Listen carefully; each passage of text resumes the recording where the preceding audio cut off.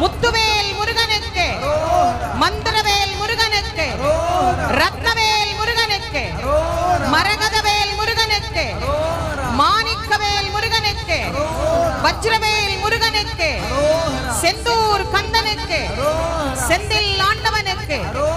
இதோ நம் அனைவரையும் ஆட்கொள்ளும் பொருட்டு நிதானமாக, மாயை அவ்வளவு சீக்கிரமாகவா விழுந்துவிடும்?